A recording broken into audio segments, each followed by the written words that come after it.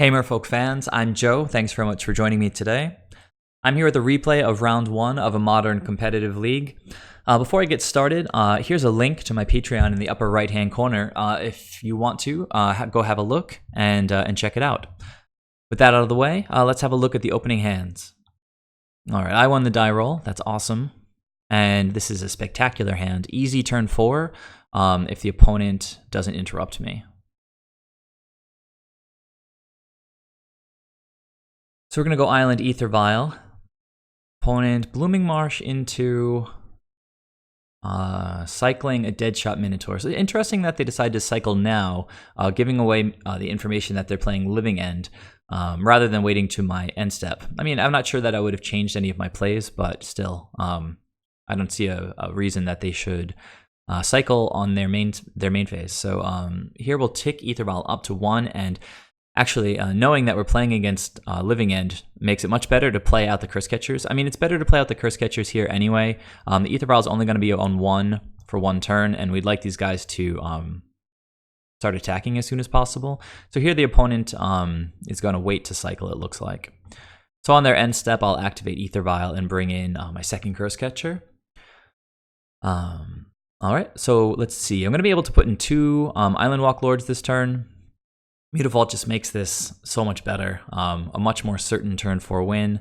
And Living End is not the kind of deck that really wants to interact with you, so in response to the Lord, opponent's going to cycle Archfiend of Ifnir. It's not going to do too much for them. We're going to crack in for 6 this turn with these beefy Cursecatchers. Opponent's already down to 14. Let's see, next turn, if we put in this next Lord, we would be swinging for 21, I think. So maybe one of the most powerful openings I've ever had with this deck. Especially, I mean, with the double Cursecatcher backup in this particular matchup is sensational. I could have countered a Living End and I think still attacked for lethal next turn. It would have been, yeah, it would have been 4/4/4 plus 5. So still attacking for 17, I think. Yeah, just insane. So a very easy game 1, very powerful game 1 out of the Merfolk deck. Look away for a second if you don't want to see the match result. I'm going to click out of this window now. All right, back with game 2. I expect it to be a lot more difficult than game 1, but let's see what the opening hand looks like.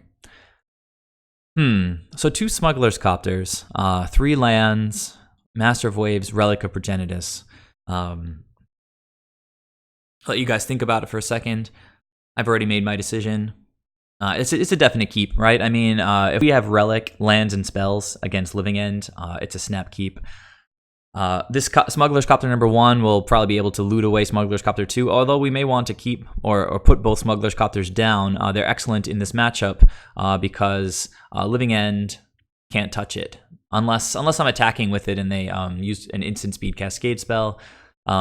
Smuggler's Copter can do a good job dodging that board wipe. So yeah, easy keep. I think the opponent kept as well. So let's see how this game 2 goes this time. So on turn 1, do we play the Relic or do we wait?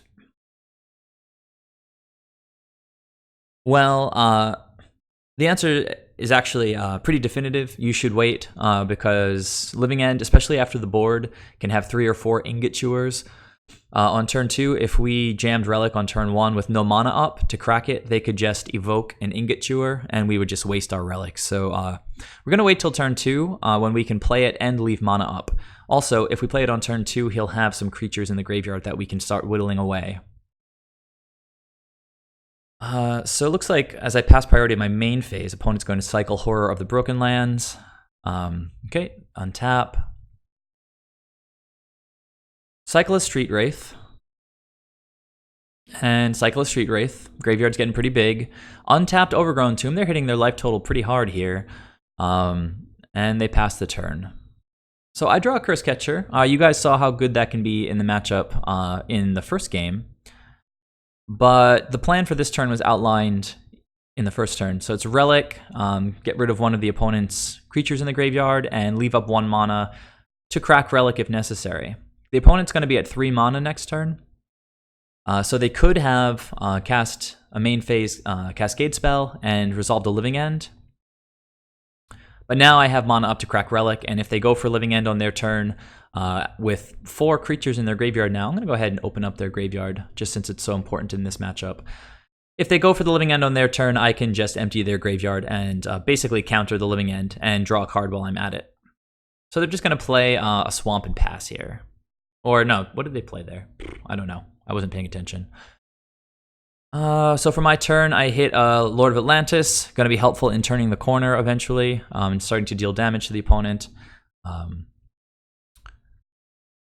So I think Smuggler's Copter on this turn is great. We'll start by exiling one of the opponent's creatures. Cast the Smuggler's Copter and just pass the turn. Of course, we always have to leave 1 mana up for Relic of Progenitus. It looks like the opponent's going for it on my end step. As a Violent Outburst, they're going to Cascade into Living End. But when they choose to cast that thing, I'm going to crack the Relic in response, empty the graveyard, draw a card, drew a Silvergill Adept, pretty solid, and basically counter the Living End. Nobody has any creatures to return. Opponent plays a tapped Copperline Gorge, passes the turn back. Things going pretty well for us. So for this turn, I think I'll play a Silvergill Adept before anything else. The most important thing against Living End is drawing into our sideboard cards, Relic of Progenitus and Negate. So I will cast a Silvergill first, reveal one of my Merfolk. I think I reveal the Cursecatcher here. It doesn't really matter which one we reveal. Not giving away sort of any strategic advantage, I don't think. Yeah. So let's see, we'll crew up the Smuggler's Copter. Oh, I drew a Relic off of the Silvergill Adept, so that's perfect. No need to play it yet. Oh man, and I just looted into a Negate. So things just going our way against Living End in this match. Feels really good when the game gives you the cards that you want. So here for Wanderwine Hub, I think I revealed sort of the same card I revealed for Silvergill. And there's the Relic, and opponent has to be pretty demoralized at this point. He doesn't even have any creatures in his graveyard, but I can activate Relic here, and yeah, he just scooped up. Alright, so that was probably the easiest match I've ever had against Living End. We had the total Merfolk smash game 1 with an easy turn 4 win with massive overkill damage. And in game 2, we drew all of our sideboard hate and just crushed him. So let me know your thoughts.